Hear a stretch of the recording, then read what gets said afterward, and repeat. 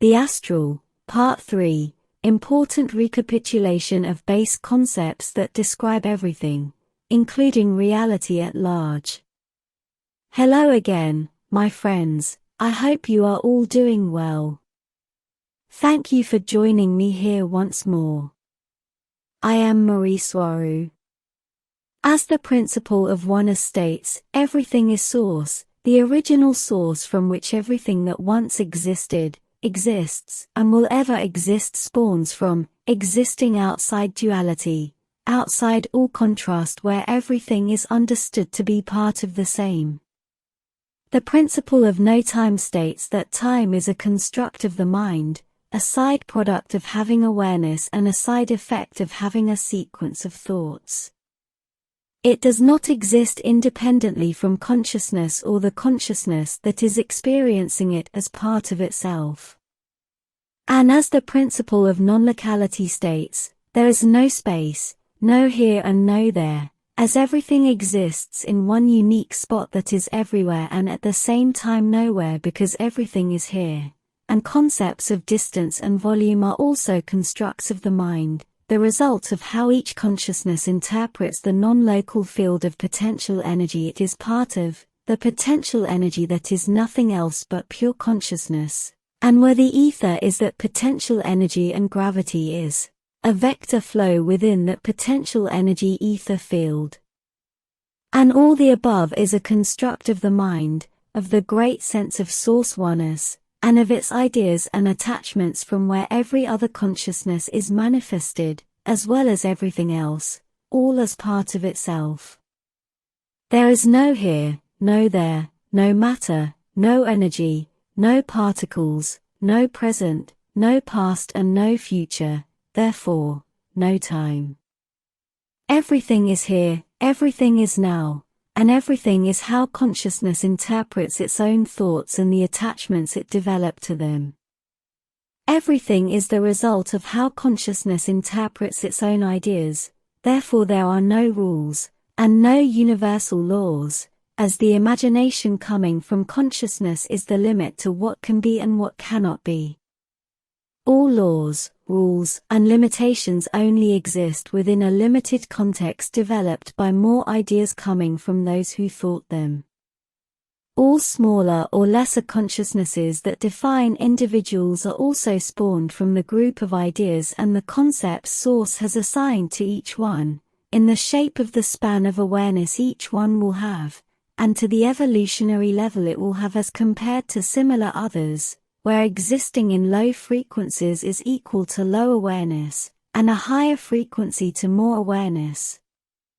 Knowing that all things that have an consciousness awareness strive towards expansion, the evolution of a consciousness, of a being, can be defined as the progression of acquiring more existential frequency, and with it progressively more awareness.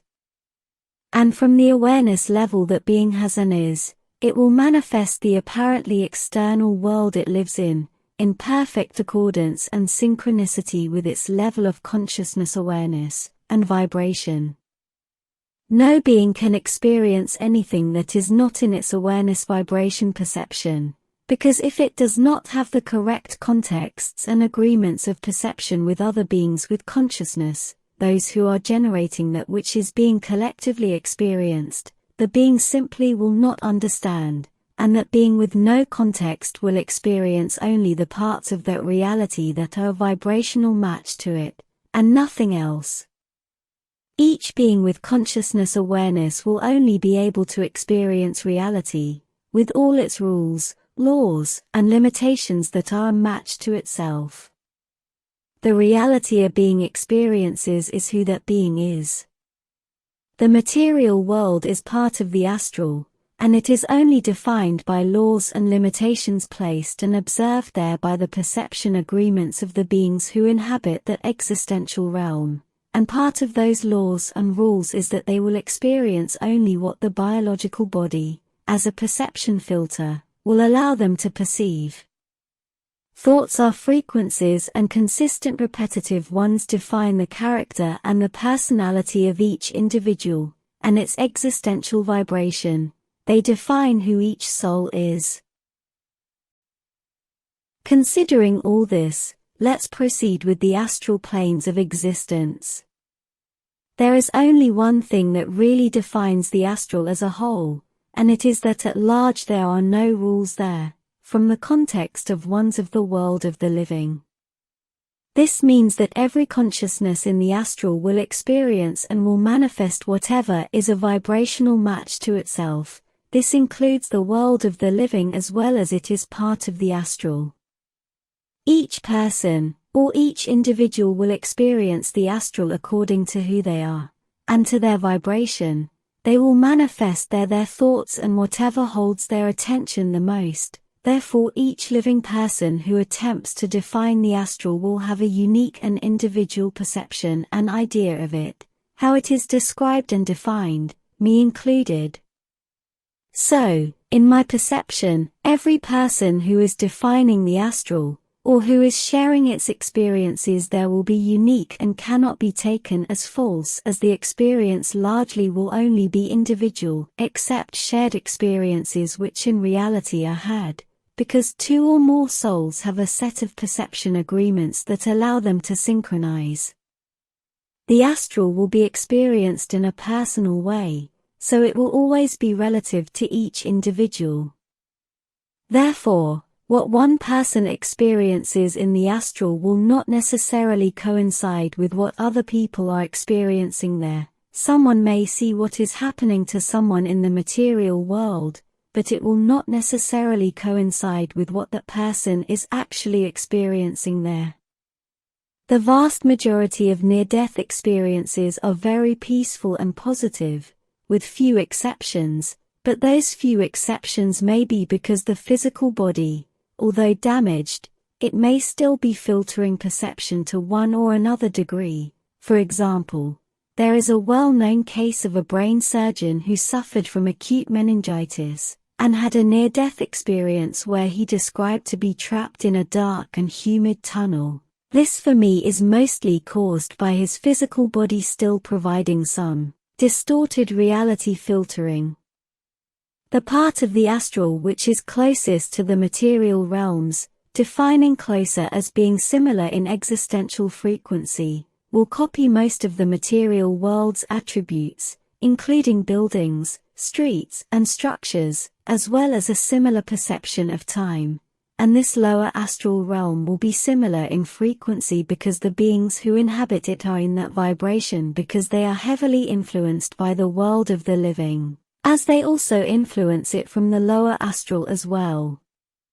That lower astral realm is usually inhabited by entities, egregores, and disincarnated who hold heavy attachments to experiences on the material side, or world.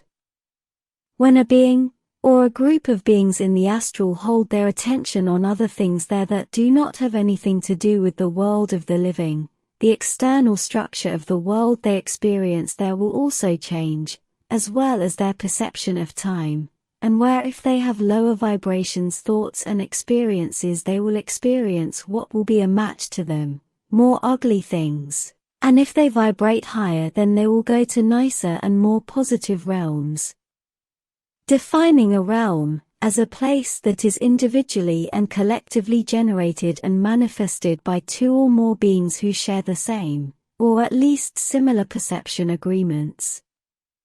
Each individual soul will experience the result of its thoughts as those define its frequency, therefore who they are, so manifesting low-frequency realms with bad and very bad experiences, akin to hell, or manifesting beautiful and loving things akin to heaven, will depend on each being's thoughts, and where it has placed its attention.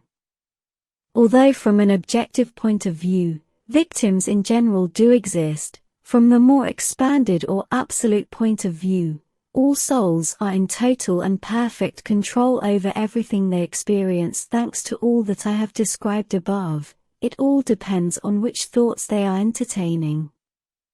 With these concepts, I can now proceed to describe in detail what happens in the so-called astral planes of existence, including ghosts, apparitions, and other interesting paranormal events in the next video on this subject. Thank you for watching my video and for liking and subscribing for more. I appreciate it a lot. And I hope to see you here next time. With much love. Your friend, Mari Swaruu.